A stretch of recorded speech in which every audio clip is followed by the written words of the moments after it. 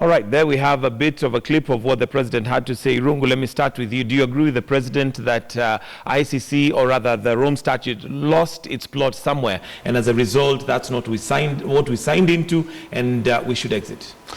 Yes, indeed, I support the president 100%, and for several reasons. Number one, when you look at the Rome Statute, you will see that majority of the suspects who are before that court, they are all black people. One, we do have the former president of Cote d'Ivoire, he's a black man, Mr. Gabo. We do have a certain warrant of arrest against Bashir of Sudan. We do have Joseph Kony of Uganda.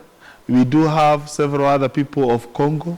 So you wonder, why is it that all matters before ICC, they are all against black people? And we do know of so many people who are doing bad things against humanity, like the president of Syria, Mr. Assad. He's not before there. He's not before there. We do have a lot of bad things that were committed by Bush in Iraq. And no one has ever taken Bush before that court. Whereas what happened in Iraq in the year 2003 was massacre. It was crimes against humanity. It was genocide. All right. Another point. We have what we call international customary law. And international customary law supersedes treaties.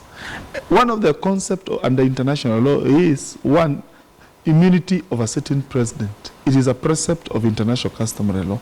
It is being violated by decisions that are being made by the ICC. Number two, equality of states is another principle of international law. So therefore, a China with 1.3 billion people is of equal importance under international law with a country, let's say, like Jamaica, which has only 2 million citizens. But when you go in such kind of a situation and you find smaller countries, like the African countries, are being treated unfairly vis-a-vis the big countries like America, then, to me, that's a very bad court. Okay. Honorable Kaluma? Yeah, are you in agreement that we should exit from the ICC? The mandate is... you know, Mike, I've said before that our president has succeeded in a number of fronts. And he has also, or rather his administration has also failed in a number of them. This statement our president made, and this act, you know, our president is championing, joins the list of the failures, not the successes of President Irungu Kang'ata. You know, we need the ICC as a deterrence for bad governance, for dictatorship, for, you know, those violations of human rights that, you know, catch attention of the world. Matters genocide, matters mass eviction, mass murders, mass rape. And by the way, this is happening more in Africa than they do outside there, because, of course, the cultures and the ideals, you know, we keep to are different. See what is happening across in Burundi, my brother Kang'ata. When Nkurunziza says, people, the citizens of the country are being murdered. But he goes out saying, and he's not hiding it, that really any peacekeeping force that comes here will be dealt with by my army. And he knows the nation is divided. If you kill a body like ICC, what institution would we have to deter such leaders in future? So would you be of the opinion, like the opposition leader, if we had an African court, then we can have that replace the ICC? There is nothing African court. I mean, it is the same JES you are talking about here. We cannot have people engaged in these atrocities be the ones investigating themselves. We have committed to a body that has all humanity in it, the global body, the International Criminal Court. Let us keep to it. Let us remain there. And let us encourage all leaders in the manner I was just saying about that frivolous case being mentioned about me by the Standard. Let us go through it. And let me congratulate our president. You know, through pain, despite, you know, being the president of Kenya, he stood in the dock there. And in good time, that case was terminated because of, you know, application of the law. We are very hopeful as Kenyans that the deputy president, or rather his case is going to be terminated. And then he's going to be a free person here. That is a court of law. And you've seen those judges operate. They say if there are facts establishing a case, we will uphold them. If there are no facts, we will release them. Let us agree there are cases where ICC has convicted people, whether Africans or not.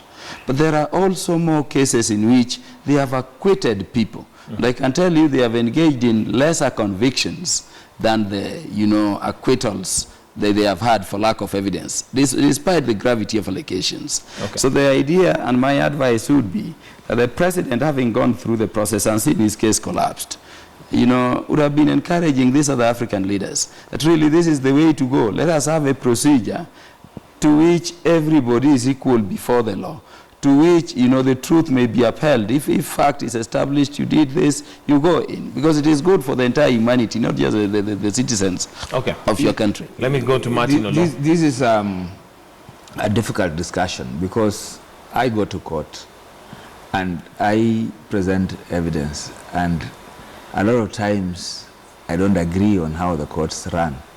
But it's not easy for me to come out and say, look, the courts in Kenya should be reformed. When a matter is before a court, several things happen. I mean, you like them, some you don't like. The problem with the ICC is a political court, so you can discuss what is actively in court at any other point. And there are withdrawal mechanisms in ICC. Nobody says that a country is tied up, you can withdraw. And I think that withdrawal can be invoked. No problem about it. My problem is that we have an interest here. We are before it. And so sometimes we are clouded on how we understand or interpret it. So one way or the other, the issue then is that even if we were to withdraw from the court, it does not you know, remove the obligations we have as long as it happened when we were members. So it's not a very easy discussion. What I only wish we could do, and I really believe, like what Kaluma has just said, that if you see the thresholds and if you see the processes that are going on in ICC, there's no doubt that you know, the deputy president is likely to actually get an acquittal. So if the court process were to be followed without politicization, that should happen. Now, does the ICC need reform? Like any other institution, it needs reform. Do you reform it by staying in or reform it by walking out? Those are the decisions that we need to take. Can I chip in? Yes, I want us to finish. Yes, very briefly. Very briefly. One of the reasons why we should be exiting ICC, not today, yesterday, is because when you compare our constitution, the Bill of Rights, the rights of an accused person, as enshrined with our constitution, they differ with the rules of evidence and procedure in the ICC.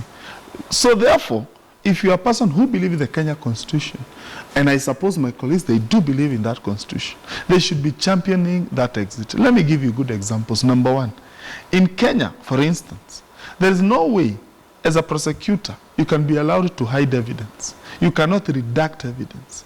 But in ICC, that is possible. Number two, in Kenya, for instance, in the case of, there was a certain case of that guy called Mr. Delamere's son, where the court said the prosecution cannot, for instance, access evidence of the defense under the right of fair trial. There, in ICC, for instance, the defense must disclose evidence on the part of the prosecutor. Number three, for instance, when you look at the prosecutor there, for instance, in ICC, he can rely on matters which are not strictly legal. For instance, newspapers, media. But in Kenya, as a prosecutor, that is what we call secondary evidence. Those are secondary sources. All right. So therefore, unless you are not a person who believes in a constitution, we need surely to wind this up is a right. kangaroo court. Mr. Kaluma, I want you to close. Please just finish. It does not measure up to our standards of justice. It does not. When we take our people there, we are constricting their rights. Honorable, thank you. Mike, before we make a choice... And we really don't have time, Honorable Kaluma, very briefly. Just 30 seconds. Yeah. What I'm saying is that to exit or not exit ICC, the question we need to ask as a people is what ICC is established to do. And if it is beneficial as it is, what alternative do we have if we were to exit it? And I'm saying we are in a situation where the alternative is not there. I mean, do we have a system in Kenya where if Kaluma decided to kill or evict people to become president, make himself president, he can then be subjected to that process? We know we don't have it. There is immunity over the presidency. So you can do whatever you do once you take the instruments you are in. So because of lack of alternative, Then we are- mechanisms. we're stuck there Let for us now. be there. Let us reform it within. You don't reform by leaving us. All right, thank you very much, gentlemen. Yes, yes. And our panel this morning, Martin Oloo, who's a political analyst, also a lawyer, Honorable Peter Kaluma, MP for Homabay, and Honorable Irungu Kang'ata, Kiharo MP. Thank you very much, gentlemen, for joining us this morning. That's the State of the Nation, and we're going to wind it up right there. But in another 5 minutes, we've got News Hour coming up, so do stay with us right here on KTN.